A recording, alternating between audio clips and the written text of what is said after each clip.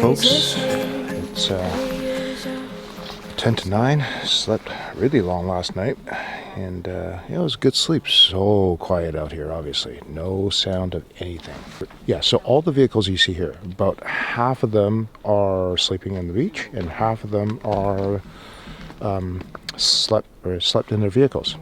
Yeah, it kind of depends on what people's setups are. But take the dogs for a walk down to the beach now and have my morning coffee. And then we'll come back and make breakfast.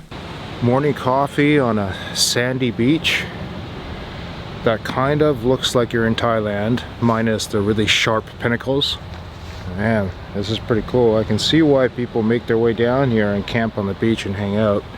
So the plan for the day is we're gonna hang out here for another full day. We're gonna take advantage of the little erected beams here, and Mike's got a tarp that he's hoping that we can just drape over and protect us from the elements. And we'll bring our camp chairs down here and maybe start a fire on the beach here.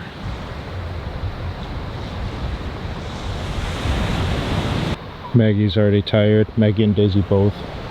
They're both just chilling, not really doing anything. That's very typical of them during my camping trips. They get so excited at all the smells and all the scent. They're done. Usually by the time I get home, they just absolutely crash for like 24 hours or something. It's pretty funny. So I have a question for you guys. So what I've been doing since May of 2019, when I first started making the videos, is I put the information about the campsite or the trail in the video if it's a publicized site. So for example, this site that I'm at right now is called Grant Bay.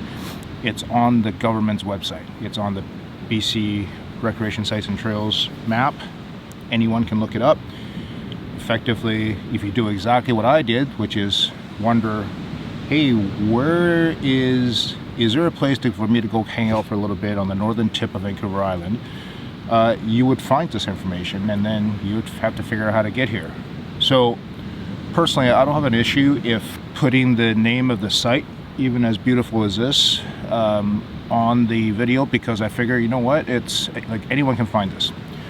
If I'm on Crown land, your secret spot for a lot of people, that's when I don't actually give out the information. So last video, somebody had asked me, and this is the video where I went paddling with Rob, and somebody asked me where the campsite was, and I simply said Skagit Valley, because the very first time I asked somebody that, they just replied Skagit Valley. They didn't tell, because they had a camp pad right on the riverbeds, river rocks, and water flowing by, beautiful valley, just absolutely stunning. But he simply just replied Skagit Valley. So fair enough, right? And I went and explored, and I was not disappointed. It's such a beautiful, beautiful place. So my question to you is, or sorry, let me finish that thought. So if somebody asks me, hey, where's that video? I simply say it's in the Skagit Valley, because I figure, you know what, I'm not going to tell you the very specific sites, because it's up to you to go to explore it, because it's not on a map anywhere. Like, there's no pad, there's no pad number, it's just Crown land. And for you guys in the States, it's BLM. Right? So I don't really give that information out. Even if you PM me, I'm not going to give you the info, right? I kind of figure, you know what, you should just go have your adventure. So do me a favor, people that are watching this, comment below. Let me know what you think about that. I mean, is that cool? Because I've actually had a friend of mine say, you know what, like he wouldn't even put that in there. Like, he wouldn't put the name of this bay in the video, and I disagree with that. Look, it's public information. So comment below, let me know what you would do, and if what I'm doing is pretty fair, like if that works for everybody, right? And if there's, and to me, you know what, this is actually helpful. If you were already planning to come here, and this has happened for several other sites where they made reservations, they already made plans, they were going that weekend, they found my video, watched it, and then thanked me for giving them the tour of the site, because now they know exactly what they're getting into. And to me, that there's a little bit of safety, and as well as making sure that you have the best time of your life. You're bringing the correct gear, the proper setup. Like maybe you're trying to bring a Class A into a place like this and go, oh crap, I better not do that. That's not gonna work. I'm gonna bring my truck camper instead. So anyways, comment below, let me know what you think.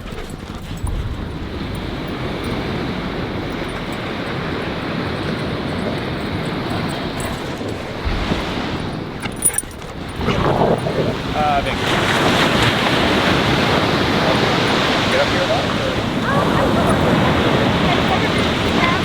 Okay. Well, it's a rainy old day right now. The dogs aren't that happy. Just sitting there. Maggie is just wandering around listlessly. So check this out, guys. I'm thoroughly impressed with the Jetboil Genesis 2. This is the heat output on these little burners here is absolutely amazing. This is the cast iron pan heated up really quick. I'm doing a bacon and roast beef and sandwich. I know that's kind of a weird combination, but whatever. I'm at camp, do whatever I want. It's 11 o'clock, so this is kind of like my brunch because I haven't had breakfast yet. Look how dirty Maggie is. What is wrong with you, Maggie? That's just all mud. What kind of dogs get organic roast beef as a snack? Organic roast beef as a snack. It's okay, Daisy. Don't bother getting up. That's fine. You can just lay there. Jesus, Maggie. Let me just give that a little bit of a chew. Okay, gentle. Good girls. Gentle. Hey. Gentle.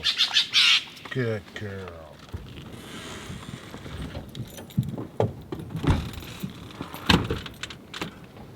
So we decided to take off. We kind of had our lunch and all that stuff, and the lady down at the beach told us that we should check out Palmerston because there's a nice walk and there's a nice little area. So yeah, we're going to spend like 3 hours driving over there because yeah, we're just hanging out anyways. So why not? So some of the roads are pretty fast, kind of like this section here. But then other ones are kind of potholy. You got to slow down a little bit, pick your line. But seems to be making good time so far. The dropping of the air pressure in the tires definitely makes it such a more tolerable ride in a 1-ton diesel, stiff suspension and all. So you guys aren't going to believe this. We're in the middle of nowhere. There's a sign that says cell signal. And because I got a cell booster, I literally have 1 bar. You can see on the top right there. So anyways, that's kind of funny. I guess we'll check our messages. Well, an hour and 45 minutes. We're here at Palmerston Bay, and Raft Cove is I think half a kilometer or a kilometer that way. So it's another one of these park on the side of the road, expanded parking lot kind of, or expanded roadway parking lot thing. This road here I think just ends like right there. I'm gonna give this weather another hour and then I'm gonna start getting mad. Yes, no, another one of these muddy trails. Glad I put my boots on. Now here we go. First view. Try not to fall to my death here. Oh, this is pretty. I like this. Nothing wrong with this at all.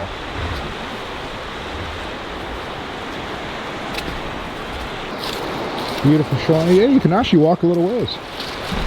Yeah. That's pretty darn nice, eh? This is very pretty. There's some campers, a couple of tents in the woods there, and right somewhere in there.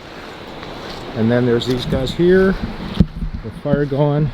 That's west, due west. So whereas the other bay that we're at, Grant Bay, when we're looking at the bay, you're actually facing due south. Well, it's we're just sitting around. It's kind of around supper time, so I started my dinner. This is bratwurst with some garlic mushrooms that I'm just cooking on the side here. Finally stopped raining. It's very, very cloudy. I'll show you right behind me here. If you can see that, that's the clouds. That's like really low-lying clouds, like right there.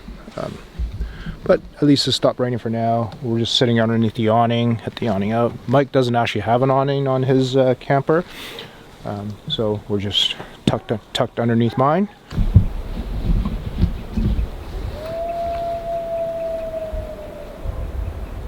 Can you guys hear that?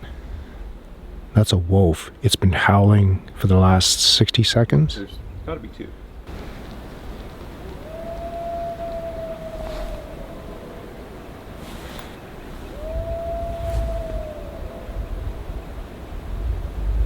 These guys went on high alert. That one's over there. Up here. So Timber's on high alert. Like it's totally coming from like the other side of this clear cut. Yeah. I think. Yeah, no, for sure. Okay, putting the dogs away. All right, dogs are put away.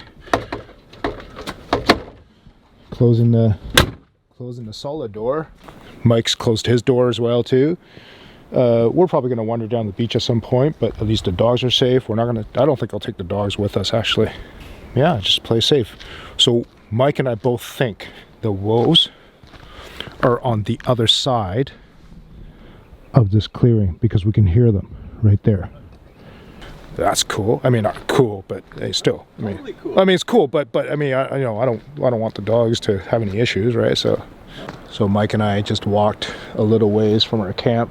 The camp is right at the edge of the tree line, so we walked maybe 300-400 meters away from camp. So we think the wolves are at the edge of that hill, mountain, whatever.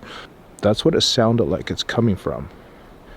So for those that are unfamiliar, who have never been to BC or whatever, this is a clear cut. So this is what a permitted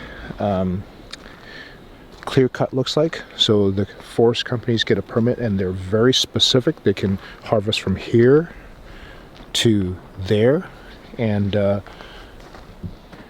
they come and take everything. So so the lot is cleared, hence called clear cut.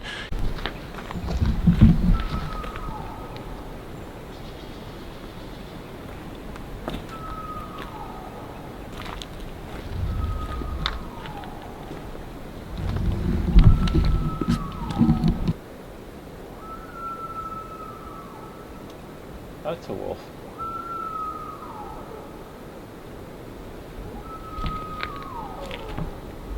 It's just on the other side of that clear cut. Oh, maybe it's further actually. It's like right there. Wow.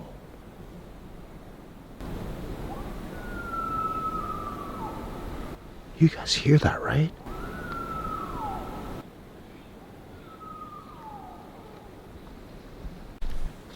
So we had heard the wolves howling and moving away from us until we couldn't hear them anymore, and then they were gone for like 10 minutes, and we think they're back.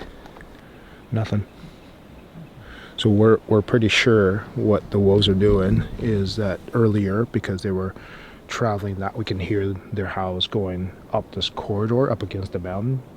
We're pretty sure that they're behind this grove of trees but up against the side of the mountain, and they were just traveling, and then their sounds faded out quite far that way, and then all of a sudden they just popped back in. We didn't walk in very far. Like, I can see the camper's like right there. I didn't go in nearly as far this time, but Mike thinks that if we go any further they can actually sense us, so it's probably a good idea to stay a little further back. That was so cool though, man. Obviously we got to be a little more careful going forward here, but that was, what a treat. So this is bear poop. So this is for the people we've never seen before. There's a pile of bear. So this bear is feasting on berries, because that's the leftover of raspberries, I believe. And same thing as this pile over here. And that has a different berry in it because it's a slightly different color, but that's fresh. That is really, really fresh. Yeah, here's the other ones. Yeah, they're moist. Yeah. So yeah, the other ones. Really? I think the other one's a bit fresher, but Yeah. so there's a bear in the area, and it's probably a pretty big bear. That's a big pile of poop for a It is. black bear.